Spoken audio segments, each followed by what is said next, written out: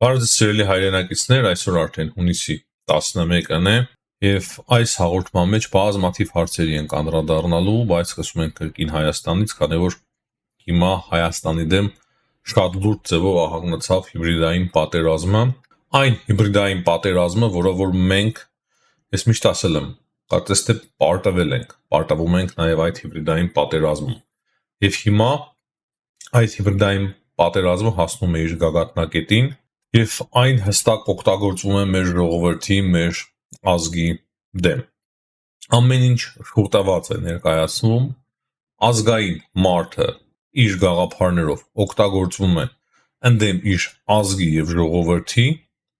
ազգային եւ հայրենասեր մարդիկ նույնիսկ մեկ-մեկ չեն կարող տարբերել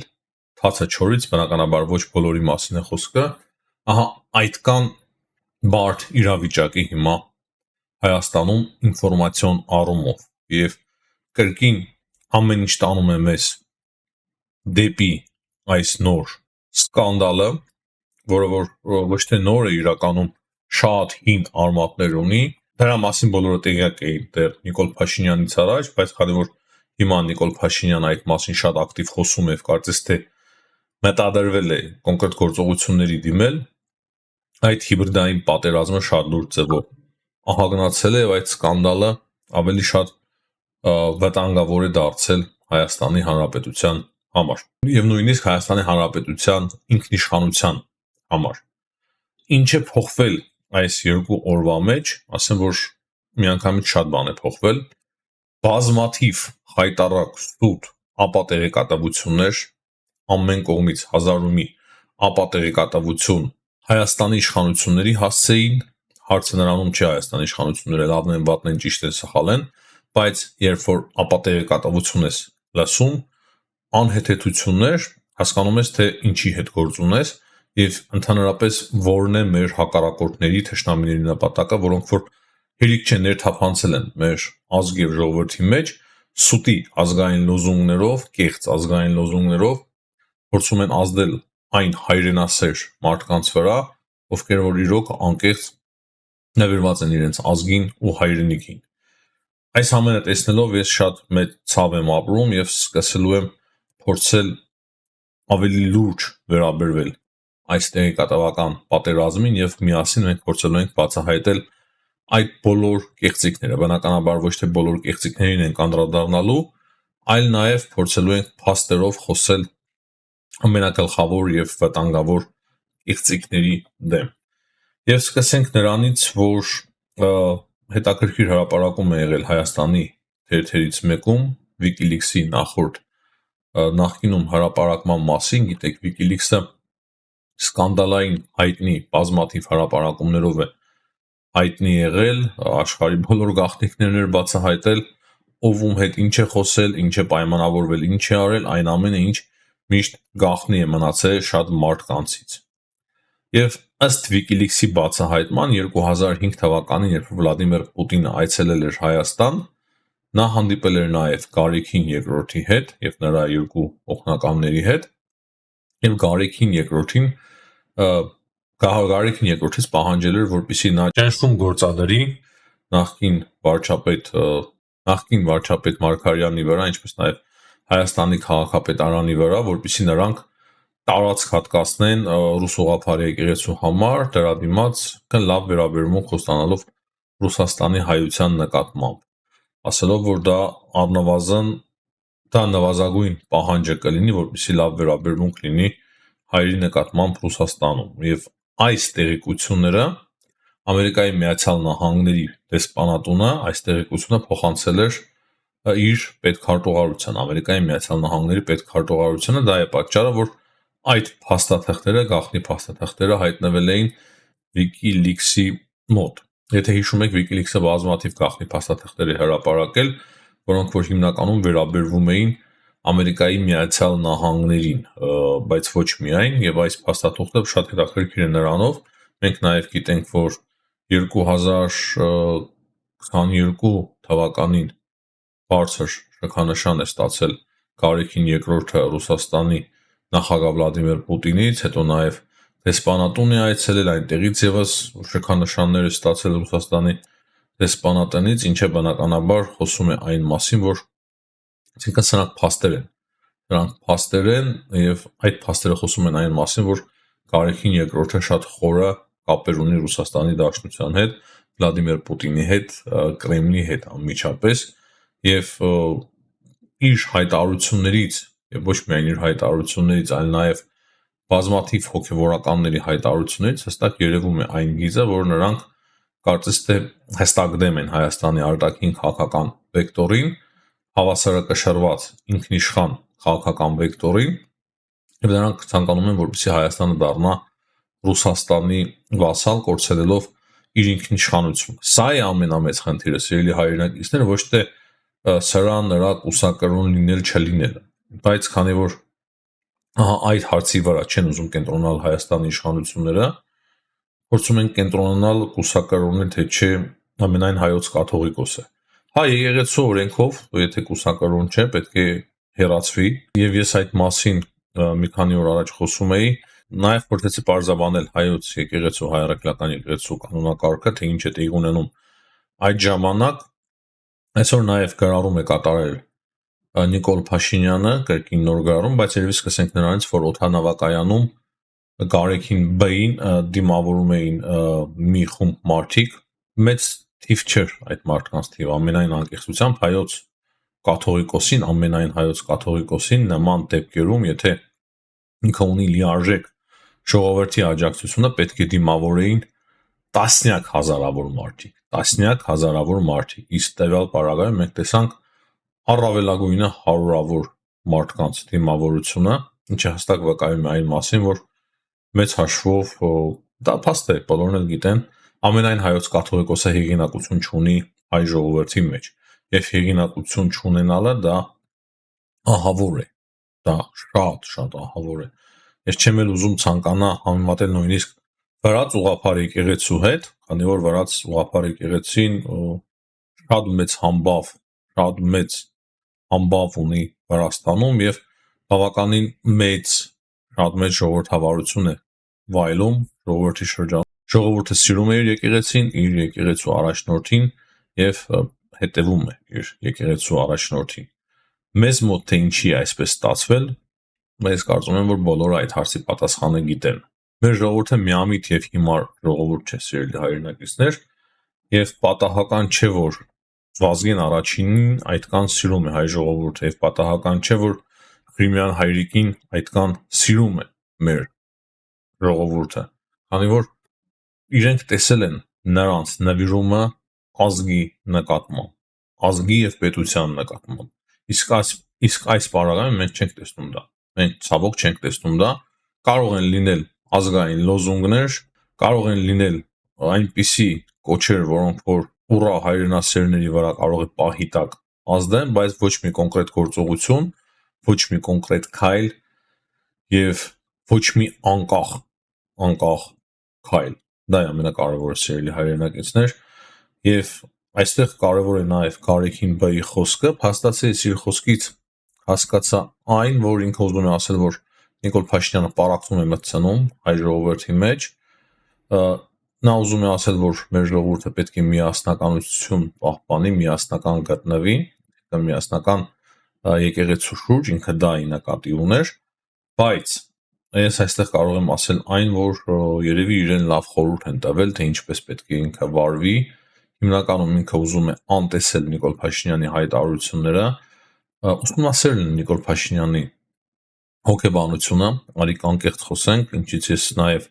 շատ վախենում եմ եւ մտահոգվում եմ, ուսումնասիրել են Նիկոլ Փաշինյանի հոգեբանությունը եւ իրենք հիմա սպասում են, որ Նիկոլ Փաշինյանը դադարի այդ գրառումները կատարել եւ կամաց հարցը, ինչպես ձեր մոտ են ասում, ջրվի գնա։ Բայց ես հույսով եմ, որ այս անգամ այդպես չի լինի, հարցը Նիկոլ Փաշինյանը չէ, եթե սա տեղի ունենար նույն Սերժ Սարգսյանի ժամանակ կամ մեկ ուրիշի ժամանակ, ես կասեի, որ իրավացի է, ամենայն հայոց կաթողիկոսը իր տեղում չէ իմ համոզմամբ։ Ես կարծում եմ, որ բազմաթիվ մարդիկ այդ կարծիքը ունեն եւ բազմաթիվ մարդիկ նույն կարծիքին են։ 100 հազարավոր, եթե ոչ ավելի մարդիկ այդ կարծիքին են հայերի մեջ, որ ամենայն հայոց կաթողիկոսը այսօրվա իր տեղում չէ։ եւ մենք պետք է ունենանք Վազգեն առաջինի նման, Ֆրիման Հայրիկի նման կաթողիկոսներ։ Մեզ այդպիսի կաթողիկոսներ են պետք։ Այս հարցը կրկին ասեմ, այդքան կուսակալության մեջ չէ, բայց դա կարևոր սկզբունք է, դրանից է սկսվում ամեն ինչ։ Ամենակարևորը նվիրումն է հայ առաքելական եկեղեցուն, հայ ժողովրդին եւ պետության հետ միասնական լինելը, միասնաբար քայլելը քո պետության հետ։ Կարևորը քո պետությունն է եւ ոչ թե օտարի պետությունն է։ Վլադիմիր Պուտինի արչեւ դողալիս, Վլադիմիր Պուտինի արչեւ այդքան մեծ հարկանք ցուցադրելիս, միթե չեք ամաչում, որ Հայաստանը եւս ունի իշխանություն։ Լավն է, վատն է, բայց եթե դու չես ընդունում քո երկրի իշխանությանը, օրինակի համար, դու չես կարող ընդունել, իրավունք չունես ընդունել եւ հարգել եւ դողալ օտար երկրի ղեկավարի կայսրի առջև։ Եվ ինչպես արդեն ասացի, այսօրվա Նիկոլ Փաշինյանի գրառումը այն է, որ Մայր Աթոր Սուրբ Էջմիածնը թող պարզաբանի համաձայն հայաստանյաց առաքելական Սուրբ Եկեղեցու կանոնակարգի, ինչ է տեղի ունենում, երբ պարզվում է կուսակրոն հոգևորականը խախտել է կուսակրոնության ուխտ եւ կուսակրոնության ուխտի ստանձնումից հետո զավակ է ունեցել։ Այսինքն, երբ որ ստանձնել է կուսակրոնության ուխտը, դրանից հետո է զավակ ունեցել։ Եպիսկոպոս, արքեպիսկոպոս լինելու ժամանակում, որից հետո արդեն դարձել է ամենայն հայոց կաթողիկոս։ Սա է, սիրելի հայրենակիցներ, այն ինչ ուզում եի ասել այս պահի դրությամբ, ուղղակի կարևոր զգուշացումը եւ կոչը այն է, որ 1001 իմասուտ տեղեկություններ են տարածվելու, 1001 հայտարարություններ են տարածվելու, կարող է լինեն կառույցներ, որոնք որ սկսեն բազմաթիվ հայտարարություններ տարածել տարբեր երկրներից, բայց ընդհանուր առմամբ մենք գիտենք, որ դրանք հիմնականում մեկ կառույցից են ղեկավարվում, մեկ կառույցի այդ հայտարարությունները տարածում, դրա համար չափազանց գոն եղեք, պատրաստ եղեք, որ այդպիսի հայտարարություններ բազմիցս արվելու են, փորձելու են մարդկանց լարել իրար դեմ, խժդրություններ առաջացնել, նույնիսկ կարող է բախումներ փորձեն առաջացնել, սուտի գողական այլ հնարքներ են փորձելու կիրառել, ազդելու ճնշումներ գործադրելու մարդկանց վրա, տարբեր մարդկանց վրա, ազդելու մարդկանց հոգեբանության վրա, բայց մենք սիրելի հայրենակիցներ, որպես հայ առաքելական եկեղեցու զավակներ, որպես հայ մարդիկ, պետք է թացը չորից հստակ տարբերենք, հասկանանք որն է ճիշտը, որն է ազգայինը եւ որն է ապազգայինը,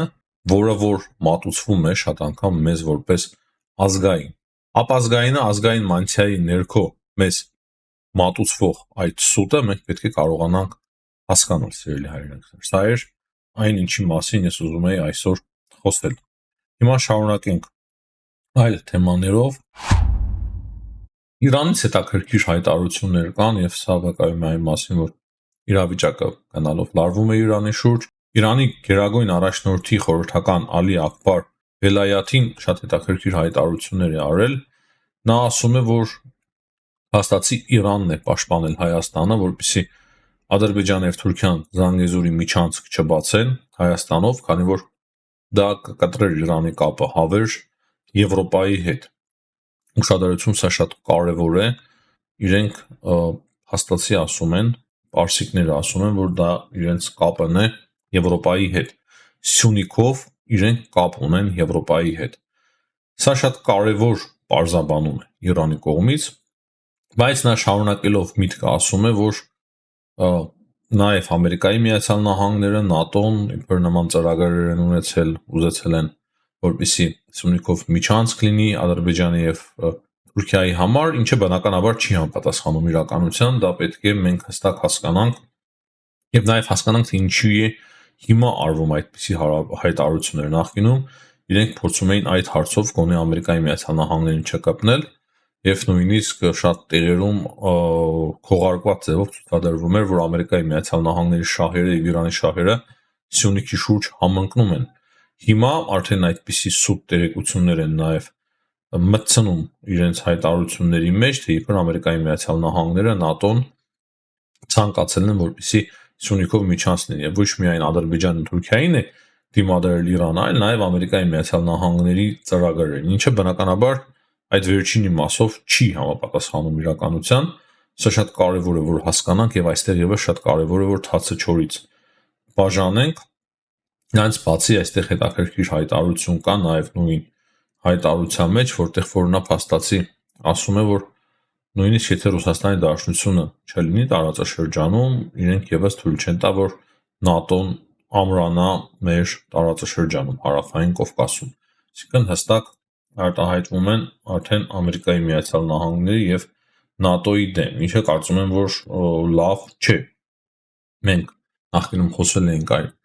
նախկինում խոսում էինք այն մասին, որ մեծ հաշվով Ամերիկայի Միացյալ Նահանգների հետ Իրանը չի հակադրվում Հայաստանում եւ հարավային Կովկասում, բայց արդեն կարծես թե նշաններ ենք տեսնում, որ Ամերիկայի Միացյալ Նահանգների ծրագրերին փորձի արդեն հակադրվել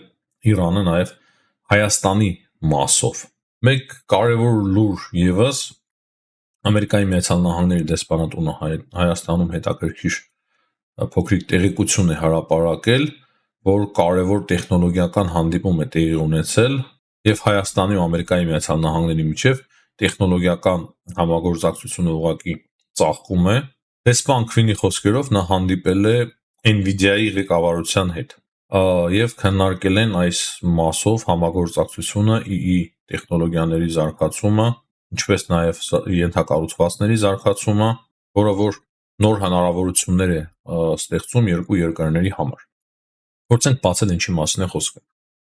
Ես կարող եմ բացել այնքանով, որքանով ես եմ տեղյակ։ Nvidia-ն շատ մեծ ընկերություն է, ռուսերեն վիդեոկարտա, վիդեոքարտեր, երևի հայերեն էլ այդպես կոչվի, վիդեոկարտաներ են արտադրում, դրանք համակարգիչների մեջ են դրվում եւ ոչ միայն համակարգիչների մեջ, փաստացի այդ վիդեոկարտաների շնորհիվ այսօր գոյություն ունի արհեստական բանականությունը։ Նոր համակարգիչների ձև է, համակարգիչ չէ, բայց նման ինչ որ շատ լուրջ սարքավորումներ են, որոնք որ մեծ հաշվարկներ կարող է իրականացնեն եւ դա ԻԻ արհեստական բանականության զարգացման համար է նախատեսված։ Միլիարդավոր դոլարներ ունեցող ընկերություն է։ Նույնիսկ 100 միլիարդների կապիտալ ունեցող ընկերություն է Nvidia-ն, չափազանց մեծ ընկերություն։ Ու եթե դեսպանի հայտարարությունը այս հաշվի առնենք, ճիշտ է, շատ բան չի բացվում այդ հաղորդագրության մեջ, եթե այդ հաղորդագրությունից մենք հասկանում ենք, որ կարևոր այց է եղել Հայաստան, քանի որ դեսպանը գրել է այդ մասին ու Nvidia-ի ղեկավարությունն է այցելել ուրեմն Հայաստան, դա շատ մեծ եւ կարևոր նշանակություն ունի Հայաստանի համար։ Nvidia-ն կրկնեմ այն ընկերությունն է, որը որ հրիչկա ձև կարող է զարգացնել Հայաստանի տեխնոլոգիաները եւ Հայաստանը մենք գիտենք, որ նման հնարավորություններ ունի, մեր մասնագետների պոտենցիալը բավականին լավն է եւ դա է, որ նաեւ հետաքրքրում է Nvidia-ն։ Տեսնենք, բավականին կարևոր տեղեկություններ սա։ Ինչ վերաբերվում է Ռուսաստանի եւ Ադրբեջանի միջև հարաբերություններին, սա եւս շատ կարևոր է, ինչ է հրապարակել ՌԻԱ Նովոստին, հաստատի Ադրբեջանի արտգործնախարարության պատասխանից շատ դժգոհ է մնացել Ռուսաստանի Դաշնությունը։ Գիտեք, նախ Մեդինսկին հայտարարել էր, որ կարող է մեծ Ղարաբաղ դառնալ Ուկրաինան, եթե այս կոնֆլիկտը չկարգավորվի։ Դրան արձագանքել էր Ադրբեջանի արտգործնախարարությունը, ասելով, որ դա տարածքային վեճ չէ երկրների միջև եւ հիմա Ռուսաստանի Դաշնությունը փաստացի հակադարձում է Ադրբեջանին, ասելով, որ նրանք ակնկալում էին, որ Ադրբեջանը ճանաչելու է Կրիմը, ինչպես նաեւ Դոնեցկի եւ Լուգանսկի շրջանները Ռուսաստանի մաս, այն պայմանագրով, որը որ Ադրբեջանի եւ Ռուսաստանի միջև գոյություն ունի, հաստատվել է։ Եվ հետաքրքիրը այն է, որ ՌԻԱ Նովոստին հղում է անում այն փաստաթղթին, դաշնակցային փաստաթղթին, որը որ ստորագրել է Ռուսաստանի Դաշնության եւ Ադրբեջանի միջև փետրվարի 22-ին, 22 թվականին, 1 օր առաջ Ուկրաինա ներխուժումից։ Այսինքն, երևի ներքին պայմանավորվածություն է եղել, երևի չէ, արդեն կարող եմ ասել հաստատ Վլադիմիր Պուտինի եւ Իլհամ Ալիևի միջև, որ Ալիևը ճանաչելու է Կրիմը եւ մնացած բռնագրաված տարածքները Ռուսաստանի տարածքի մաս, բայց որը որ մինչև հիմա չի արել, քանի որ իրենք հույս ունեն, որ մի քանի օրերի ընթացքում Կիևը գրավելու են եւ երևի այդ հույսը եւ պատկերացումը ուներ նաեւ Իլհամ Ալիևը, բայց դա տեղի չունեցավ, դրա համար Իլհամ Ալիևը չճանաչեց Կրիմը եւ մնացած տարածքները Ռուսաստանի Դաշնության մաս,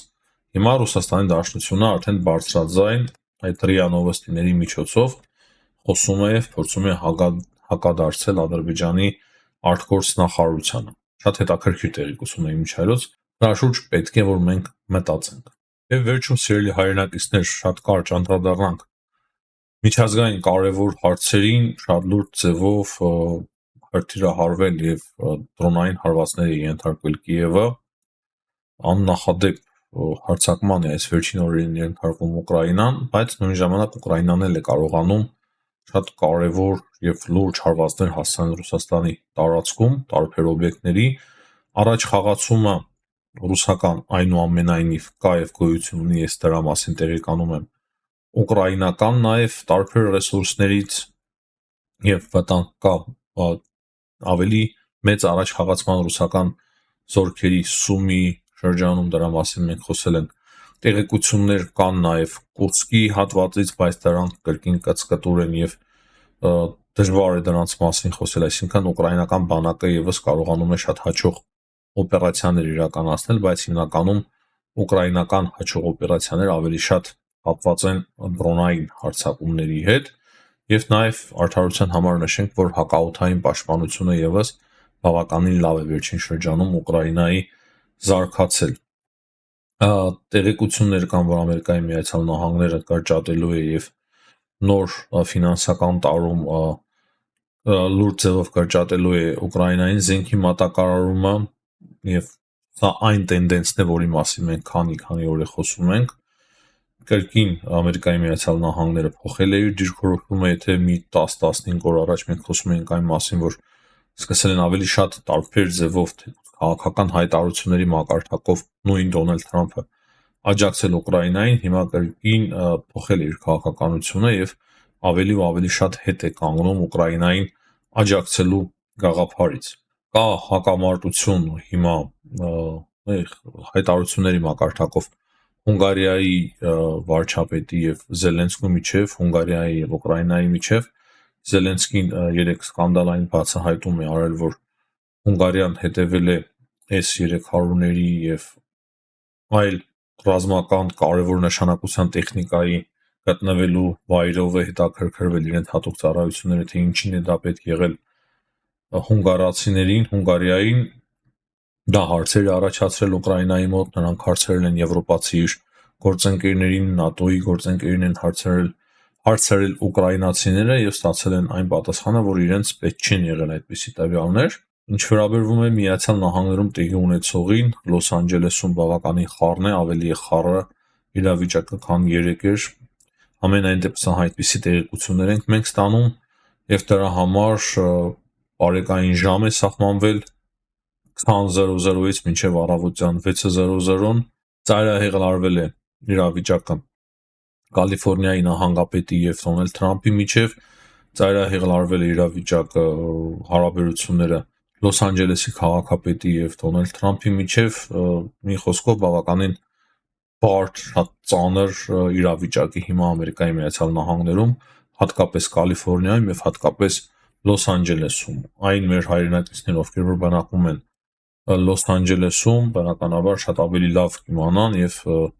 եթե գրեք սիրելի հայրենակիցներ մեկնաբանությունների մեջ, թե ինչ է տեղի ունենում Լոս Անջելեսում, մենք ճիշտ է ստանում ենք տարբեր տեղերից տարբեր տեղեկություններ, բայց շատ կարևոր է, որ անմիջապես ներսից հասկանանք, թե ինչ է տեղի ունենում Լոս Անջելեսում եւ արդյոք այդ խժդժությունները կարող են վնաս հասցնել մեր համայնքին, քանի որ մենք բավականին մեծ համայնք ունենք Լոս Անջելեսում, դա ինչ կերպ կարող է ազդել մեր համայնքի առօրյայի վրա եւ ընդհանուր առմամբ ինչ վտանգներ է ստեղծում այդ բավականին բարդ իրավիճակը Լոս Անջելեսում, որը որ հիմա հաստատվել է։ Այս վայրդրությամբ այսքանը սիրելի հայրենակիցներ, հիշեցնեմ կրկին լայքերի կարևորության մասին, ձեր լայքերը չափազանց կարևոր են, որպեսզի այս տեսանյութը մեծ տարածում գտնի, ինչպես նաեւ ձեր տարածելը եւս շատ կարևոր է նույն ձեր սոցիալական ցանցերում, գրեք ձեր կարծիք անպայման մեկնաբանությունների մեջ եւ եթե չեք բաժանորդագրվել,